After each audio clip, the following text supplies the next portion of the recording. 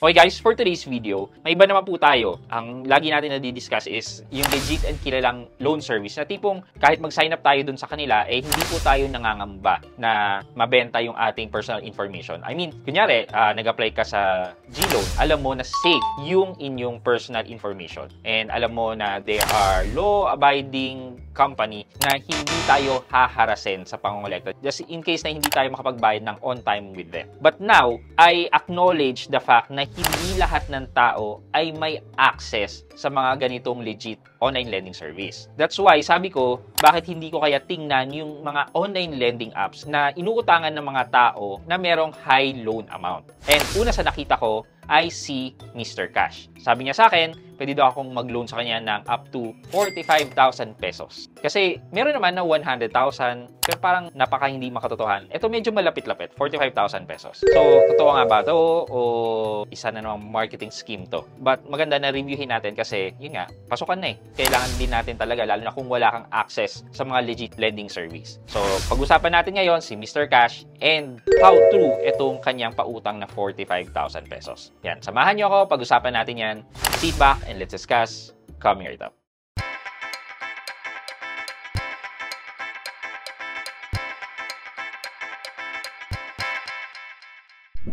Hi guys, this is Pat and you're in Pat Quintos Review TV.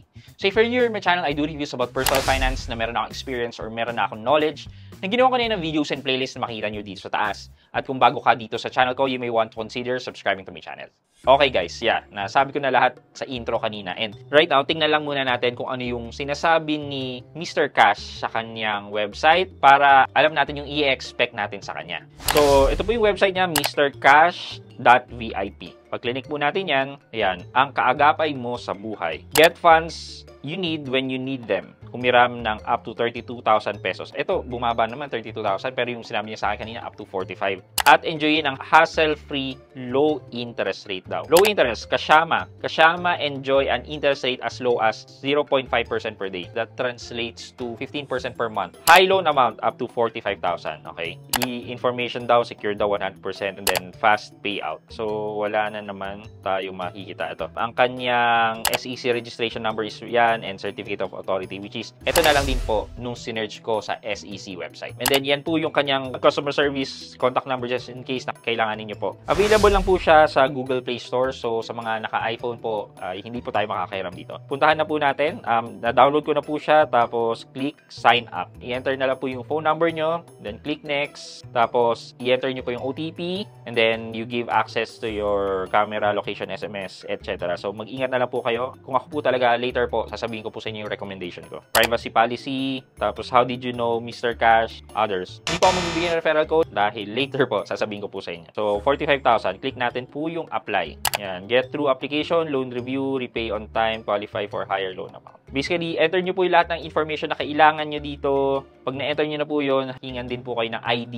And then, kailangan nyo rin po mag-picture na kasama hawak-hawak ang inyong ID. Ayan, pagka-submit nyo, your current loan limit is on the way. Bear with us. And yan, na-approvean po ako ng 1,000 pesos ni Mr. Cash. Ayan, sabi naman niya, after making a repayment on time and your loan limit can be up to 45,000 pesos. Currently, you can get 1,000 pesos. Ayan, apply immediately. Okay, para makita po natin kung paano po natin i-calculate or magkano ang repayment natin dito, kailangan na po natin maglagay ng contact reference. Ayan. So, ito po, 1,000 pesos ang desired term daw or ang payment term ay 18 days, which is hindi siya 7 days. Yun lang po masasabi ko. Kadalasan 7 days po sila eh. So, sa 1,000 pesos daw po, ang matatanggap ko daw po ay 955 pesos dahil merong service fee na 4.5%.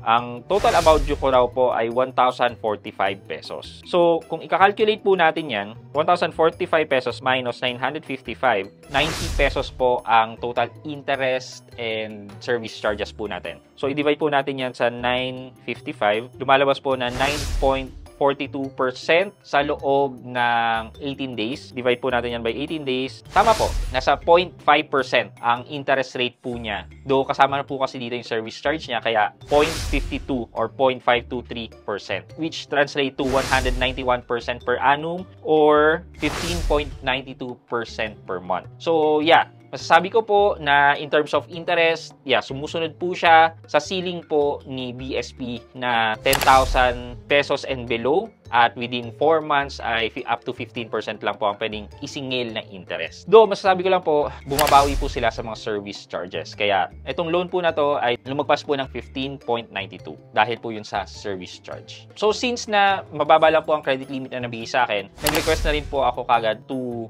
delete my account. And just in case na gusto nyo rin po i-request to delete your account, ganito lang naman din po siya. So, click nyo lang din po yung ulo dun sa upper right. Pag na-click nyo po yan, lalabas yung profile nyo. Click nyo po yung settings. Tapos, under settings, nandun po yung account security. Click nyo po yun. Tapos, under account security, lalabas po dyan yung mobile number nyo and that delete account. Click nyo lang din po yung delete account. Ito po yung sabi, request delete account. Your account is secured. Your account is in lock or block. Account engagement unlinking, no ongoing or unfinished loans. Yun daw po yung kailangan. Account cash in, cash out status, no disbursement daw or unpaid loans. Which is, tama naman. So, kung okay na po yan, check nyo lang yung checkbox, read, and request to delete account. Yan, confirm to delete account. Upon confirmation, a 60-day cooling period will follow during which account deletion request will be cancelled if you log into this account beyond the cooling period. Your account will be erased and won't be restored. Think it over before confirming. Huwag na daw po kayo mag-login kasi makaka-cancel yung account deletion request. If you confirm and delete, masasubmit na po yung request and then wag na po kayong magla-login para hindi po ma-cancel yung account deletion. And then,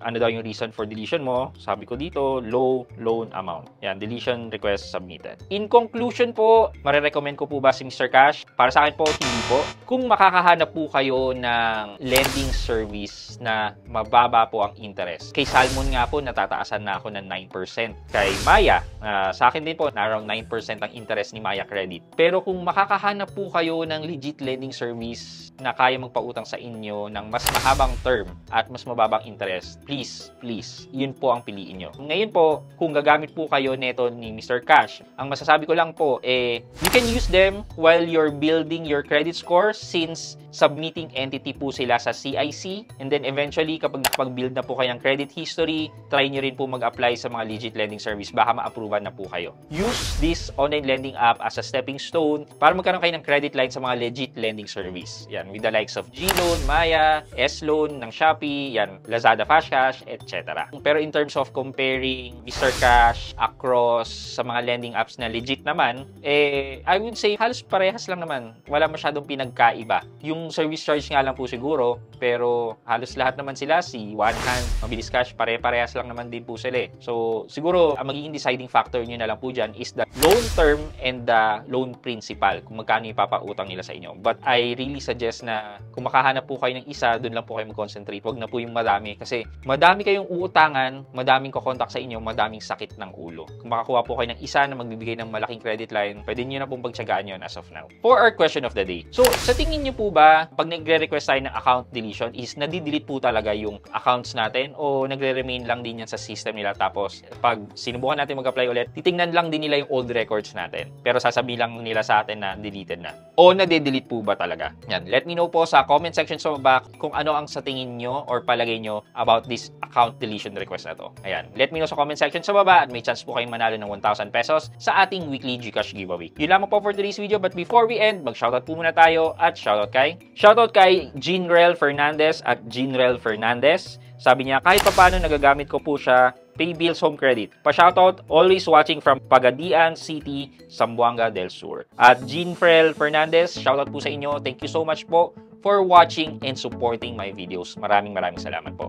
I hope you can like this video, leave a thumbs up, and if not, wala nang problema dyan, but continue to support me by subscribing to my channel by clicking the subscribe button and also the bell button to be subscribed para makareceive kayo ng latest notification sa lahat ng upload ko. Again guys, this is Pat Quinto and you're in Pat Quinto's Review TV. Bye-bye!